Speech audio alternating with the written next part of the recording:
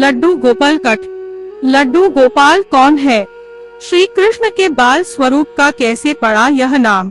जाने अद्भुत सच्ची कहानी। सबसे प्यारे सांवले सलोने मेरे लड्डू गोपाल। श्री कृष्ण का बाल रूप यानी लड्डू गोपाल की प्यारी सूरत देखते ही भक्तों के मुख से यही बात निकलती है।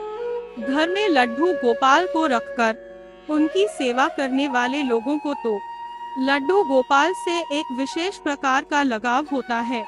आप भी अगर घर में लड्डू गोपाल को रखकर उनकी सेवा करते हैं तो आपको यह बात जरूर पता होनी चाहिए कि भगवान श्री कृष्ण के बाल स्वरूप का नाम लड्डू गोपाल कैसे पड़ा। आखिर लड्डू गोपाल की प्रतिमा हाथ में लड्डू थामे हुए क्यों होती है?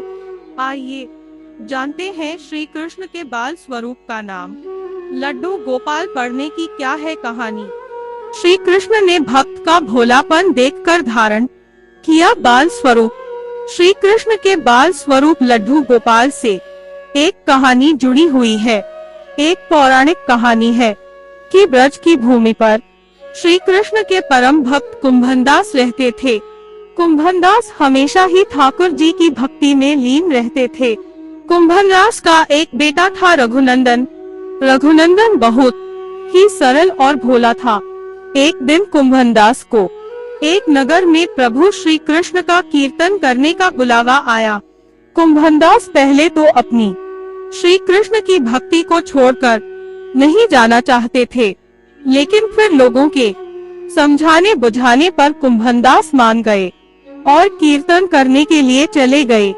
जाते जाते कुंभनदास ने अपने बेटे रघुनंदन को जिम्मेदारी सौंपी कि वे रोजाना श्री कृष्ण को भोग लगाने के बाद ही भोजन करे।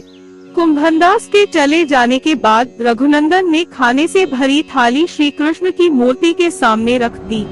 रघुनंदन इतना भोला था कि उसे लगा कि श्री कृष्ण स्वयं अपने हाथों से खाना खाएंगे, लेकिन थाली यूं ही भरी रखी रही। यह देखकर रघुनंदन रोने लगा और रो रो कर श्री कृष्ण से खाना खाने की प्रार्थना करने लगा। यह देखकर श्री कृष्ण ने बाल रूप धारण किया और थाली का भोजन खत्म कर दिया।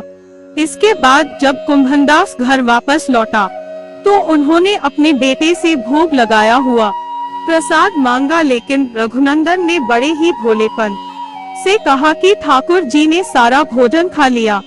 यह सुनकर कुंभनदास को लगा कि शायद उनके बेटे रघुनंदन ने सारा भोजन खा लिया है, और इसी तरह कुंभनदास जब भी कीर्तन करने जाते अपने बेटे को श्री कृष्ण को भोग लगाने के लिए कहते थे।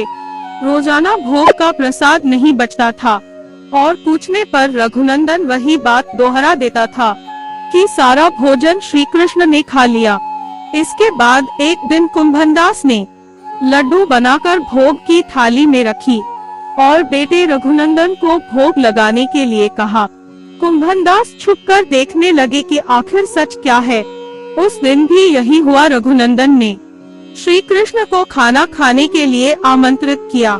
श्री कृष्ण ने बाल रूप बनाया और लड्डू खाने लगे। जब कुंभनदास ने स्वयं श्री कृष्ण को बाल रूप में देखा तो वे दर्शन के लिए दौड़े चले आए।